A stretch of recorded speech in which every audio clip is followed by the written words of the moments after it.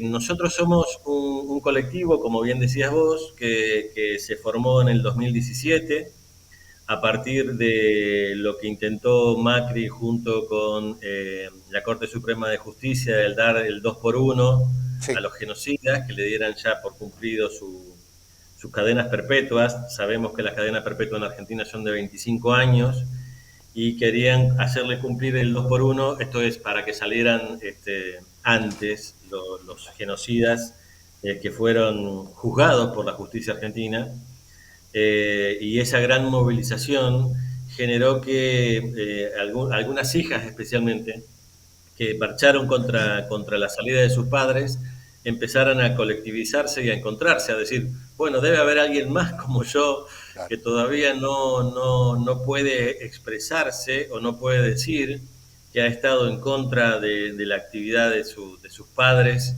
en la época de la dictadura. Entonces, ese grupo inicial, que fueron 5 mujeres y un Sí, varón, sí. dieron inicio al colectivo Historias Desobedientes. Hoy por hoy somos cerca, ya estamos rondando los 200 desobedientes solamente en Argentina. Javier, te pregunto, digo, qué dolor, ¿no? En el corazón, porque uno como hijo siempre lo ídolo que tiene es el padre, ¿no? El padre, la madre. Nuestros ídolos son los padres, digo, y en en lo que a ustedes les toca atravesar, tener esta controversia, ¿no? De que, bueno, papá fue brillante, pero es un genocida. Claro, cuando te cae esa ficha, que no a todo el mundo le cae esa ficha inmediatamente, a mí me llevó años darme cuenta de que mi papá era un genocida, especialmente a partir de la reapertura de los juicios de lesa humanidad que se dieron en Rosario, Ujú. porque acordate que en la época de Alfonsín y Sí, de Menem sacaron las leyes de obediencia debida y punto punto final, final, claro. y de esto no se habló más en la Argentina. Con el advenimiento del gobierno de Néstor Kirchner, que reabrió esas causas porque los delitos de lesa humanidad no prescriben y deben ser juzgados en tiempo y forma. Esas leyes se declararon inconstitucionales y eso permitió que muchos de los genocidas que actuaron en Rosario fueran llevados a juicio. Cuando yo veo esos juicios, a través de YouTube veo los juicios, Sí, sí. eh, de, de, los delitos de lesa humanidad cometidos especialmente por el destacamento de inteligencia 121, que abarcaba todo el litoral, pero tenía asiento en Rosario.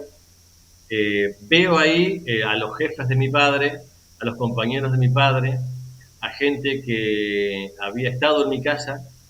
Entonces me doy cuenta de que mi padre estaba en el medio y en el centro de la tormenta del destacamento de inteligencia, que es donde se organizaba toda la represión, los secuestros y la tortura, no solamente en Rosario, en Santa Fe, sino ya, como te decía recién, en todo el litoral. Y esa ficha es muy fuerte, si bien yo Claro. había ya tenido algunas discusiones con él en los años 70, después con el advenimiento de la democracia, yo ya le había empezado a cuestionar a él Sí, sí. su participación en la dictadura, pero la dictadura en términos más económicos y sociales no Ujú. lo ponía a él en el lugar de genocida, porque bueno, justamente lo que decías vos, cuando venís y te criás en esa situación, vos estás metido en un universo paralelo en donde no hay mucha discusión acerca de la actividad que hacía Claro. tu papá. Viste, a nosotros nos criaron con la idea, yo soy el menor de tres, tengo dos hermanas mayores. Nos criaron con el silencio porque nos Claro. decían no digan dónde trabaja papá, si en la escuela le preguntan qué es lo que hace tu papá, de qué trabaja, mi papá era Sí, sí. empleado de una empresa, era empleado de comercio, era cualquier cosa menos militar. Siempre Y incluirlo, eso ¿no? permaneció en la familia mucho tiempo, y el silencio, y el no te metas, y no digas esto, ¿Llegó pero a ser a mí me condenado, abrió, juzgado tu ¿eh? papá, Jorge? ¿Llegó a ser No, juzgado? mi viejo murió impune, yo tengo el legajo de él, pero mi mamá, ya estando muy enferma, y cuando yo empiezo a hacer preguntas acerca de estas cosas, ya mi viejo había fallecido, porque yo me mudé a Santa Cruz, estuve Sí. más de 30 años viviendo en Santa Cruz, entonces tenía poco contacto físico, sí, con mi mamá hablaba más por teléfono. Mi mamá me confiesa que mi papá tuvo que ver en el asesinato de un vecino, de Luis Alanís, Ah, eh, en donde se escuchó todo, fue un 6 de febrero del 76, yo era chiquito, ujú. tendría unos 9 10 años, eh, y escuché los gritos de las hijas de Luis Alanís, cómo lo secuestraban, pateaban todo, rompían todo, lo sacaron por el frente de mi casa y Qué lo lindo. asesinaron a la vuelta en la zona sur de Rosario. Mi mamá me confiesa que mi papá tuvo que ver en ese asesinato y después viendo el legajo también hay una solicitud de informe, pero ya en el año 2008, sobre robo de bebés en Paraná, el caso Paraná, Sí, sí. de los robos de bebé en el hospital militar. Y también entre los tironeos que le podía sacar a mi mamá, Sí, porque sí, mi mamá tampoco totalmente. quería hablar de eso, me comentó que mi viejo tuvo que ver con el alquiler de la quinta de Funes, ahí cerquita de ustedes. Sí, sí. Así que O sea que él eh, pernoctaba por aquí, estaba ahí, estaba estaba ahí. todo el tiempo ahí. Y era conocido con el apellido Vaca. No, no, no, él tenía un seudónimo que se llamaba Antonio Venecia, pero todos esos legajos y todas esas carpetas y los antecedentes fueron robados de tribunales provinciales ahí en Claro. Pellegrini y Balcarce en el año 84, que hace poquito reconocieron desde el destacamento de inteligencia que fueron ellos los que robaron todo el material. Ujú. Y entre las discusiones que yo tenía con mi viejo, él me lo dijo, quemamos todo, no quedó nada, ni lo de Quinta de Funes, no quedó nada, de todo, porque quemaron todo. Quemamos todo, dijo. Quemaron todo. ¿Sí? Jorge, Se puso en situación. te estoy escuchando atentamente y estoy pensando en casos a nivel mundial. Digo, voy a ir a extremos, pensar en el holocausto de la Alemania nazi. Jamás aparecieron familiares de los oficiales pidiendo, por lo menos que yo haya escuchado, o otros momentos pidiendo así de esta manera por los padres o por los familiares que eran dictadores. Ahí se da con Alemania, tanto con Alemania como con España, Sí, se dan dos fenómenos particulares. Los dos países hicieron un pacto, ujú, ¿sí? Sacaron leyes en donde de esas cosas ya no se podían hablar, de esas cosas ya no se claro, podían comentar. Entonces los familiares de nazis, especialmente hijos y nietos, hicieron una muy a la cultura alemana. sí, Hay algunos de ellos que escribieron libros, pero de manera individual. ujú, La colectivización es un fenómeno propio de Argentina.